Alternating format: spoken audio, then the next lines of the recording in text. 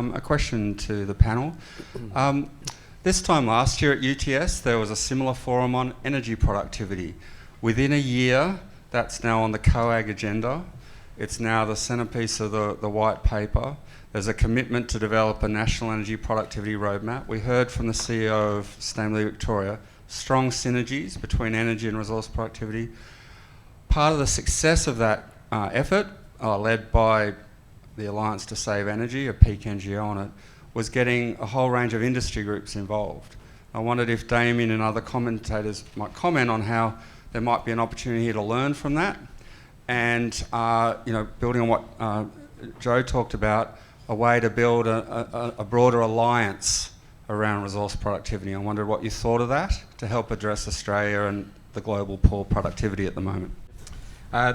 I think the time's kind of right because of the international discussion, the focus on the UN SDGs, Sustainable Development Goals, later on this year, which is trying to encourage integrated thinking about energy material cycles. I think that's a great opportunity. I don't think it's yet at the national stage, is my frustration, but I think it is ripe that with the focus on that in September and with the change of governments around most of the Eastern Seaboard, New South Wales being quite progressive in the environmental context. I think that's pretty exciting, and that there might be that opportunity. There's certainly an interest around energy efficiency and productivity. Extending that to the materials, I think, is good. But many of the southeastern states, South Australia, Victoria and New South Wales, are struggling with manufacturing sectors that are effectively in decline. So replacing them with, I think Gordon called it, new manufacturing is pretty exciting. So I think there is a potential intersection there. Can I just reflect that, yes, people have been talking about energy productivity and energy efficiency for some time, as you know. But the thing that's really pushed it, of course, is that the price of electricity went up enormously. That really had an impact on the wallets of households and business. Fortunately, the technology of energy efficiency was waiting in the wings, so it's not as if we have to start stimulating new technological concepts. But business and the community have always been interested in energy efficiency. The fact that COAG type arrangements or national, federal and state arrangements are now interested in energy efficiency is partly a reflection of community outrage. It's also, I'm not going to particularly introduce the issue of privatisation, but one of the big opponents of energy efficiency were state treasuries because they wanted to protect the asset value of existing old type generators and the dividend flow. And the national electricity market was constructed to protect those asset values by allowing ever-increasing dividends, which, as turned out, led to intolerable price rises in electricity. Okay. So they sort of killed themselves. Thank you. And Ryan, any quick thoughts?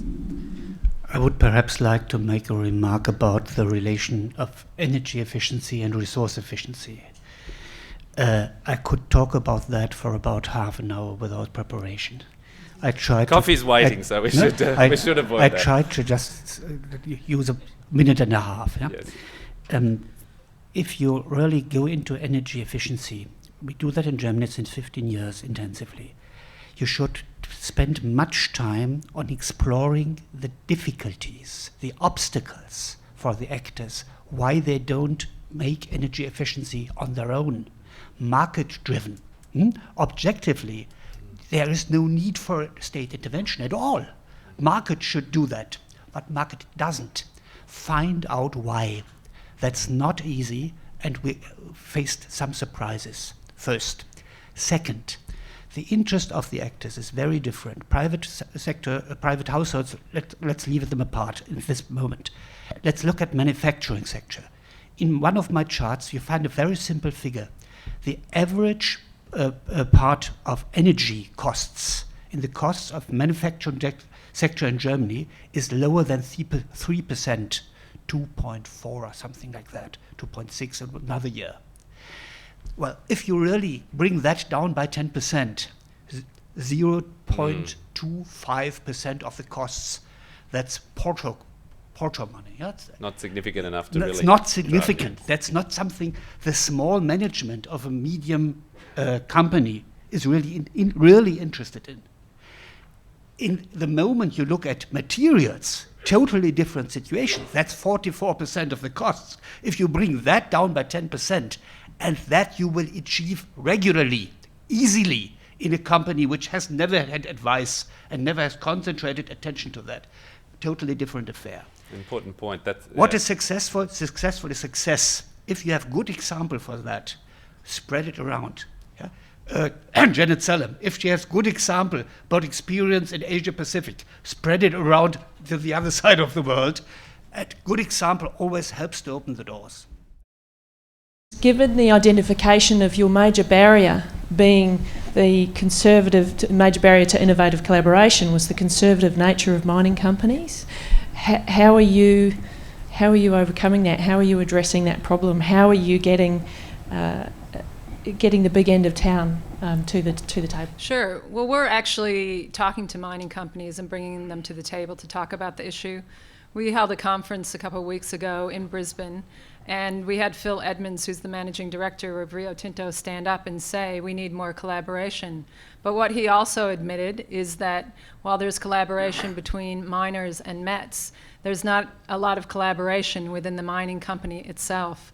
So mining companies are made up of a whole bunch of silos which put up barriers to really affect change within the mining companies.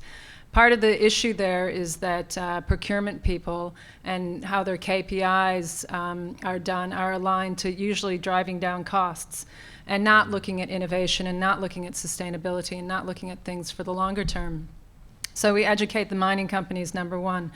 The other thing we really need to start working on is educating the financiers, is talking to the financiers about how innovation adds value to the project over the longer term. Because in a market like it is today with commodity prices so down, all the financiers talk about is cutting costs, cutting costs, cutting costs. And that's people, and that's knowledge out of the system, and that's investment in technology. And they don't really understand what innovation in technology is all about. So we have our work cut out to us there. But with the mining companies, they're open, they're receptive, but they have large hurdles to overcome in terms of what they're doing to break down the silos within. Support that. There's extremely a lot of knowledge in our industry, and we just talked just before this. I always try to take the mind to the product and go back, and we just to show to young people that if you want to save the world, you have to do minerals processing 101. You have to do metallurgy. Now, you said also in sort of have even in the MBAs a bit of that, just to show the importance of the industry. We had a discussion on the table around manufacturing particularly, and maybe Goran Ruz or anybody else on the panel could answer that, but particularly looking at making an example of closed loop in terms of how manufacturers are trying to innovate, really keen to innovate, particularly small to medium-sized enterprises. But there is, how do we promote that innovation when there's such a lot of regulatory red tape? The culture of innovation is hard to get through and wade through to help those manufacturers go through these processes. It takes 5 to 7 years to actually come up, even with the asphalt example. So how can we actually promote that and push that forward a little bit more? Okay, let me just start by a little comment on the mining industry. Mining industry belongs to a group that we call process industries. And in process industry, classically, as they mature through an area, what happens is that they more or less, by default, outsource innovation to their equipment suppliers in this over time. And that means that if you then combine that attitudinal change, which is normal in all process industries, doesn't matter whether it's a dairy or a mine in that area, if you then combine that with the mining industries, which basically is an agglomeration of projects run by project managers who have very structures, we heard KPIs and risk averse and all this type of issues, you get a scenario where basically the mining company will behave as saying, here is a trusted set of 5 suppliers. If they come with me with an innovation, I will listen. If anybody else comes, I will say, I don't want to listen to you at all. Okay, so that means that if you are in that area, and a lot of Mets companies will be there as smaller ones, they need to get into relationship with these large suppliers to these type of areas. And by the way, the behavior is exactly the same in dairy industry, so it doesn't matter in that area. So that's the first issue. So it's about knowing where you go to in this area. The second scenario is about manufacturing. And again, I can talk for hours about that, but I'll try to stick for the odd minute here. Firstly, I think one has to realize that we use terminologies which actually are not quite good here. People talk innovation, but actually two types. There is problem solving, which is a reactive skill. You know, I come to you with a problem and you find a way of fixing it. Or there is innovation, which is a proactive skill. In other words, I spend some time understanding your world, and then I go home, figure out a problem that you may not even know that you have. I come back with a solution. You say, wow, I had no idea I have this problem now. I want a solution from you. That type of an issue. Australian companies generally are extremely good at the first and extremely bad at the second. Okay? So that means that you cannot go out and expect most of the SMEs in this country to innovate. That's not how they mentally work, right? They are problem solvers in that area. So you have to articulate problems for them, and then they will figure out a way of solving it. So that's the first issue. And part of that is then strengthened by the structural issue of these companies, that they are primarily founded and run by people with a vet background. There's nothing wrong with that. That's absolutely fine, okay? But what it means is that they don't necessarily have the skills within the companies to absorb. They have an absorptive capacity problem when it comes to new technology and to understand how to put it to use in this type of an area. It also means that they never work with universities, because for them university is a very strange thing, an organization. I never had anything to do with it, and it's incredibly difficult to get in there, and if I try once it won't work and I'll never try again. You know, it's that type of an issue. So you have areas around that which links to the managerial capability in these firms, which in all the studies show that Australia is a second-tier country. So what are the tools you can then use to drive these companies? Well, basically they fall into three categories, and it really doesn't matter who does it, whether it's government or a customer or something else in the domain, but you have three groups of tools. And in increasing levels of effectiveness, they are supply-side tools, that everything from R&D tax credits and grants and stuff like that, which are the least effective of all possible tools, and usually a large waste of taxpayers' money.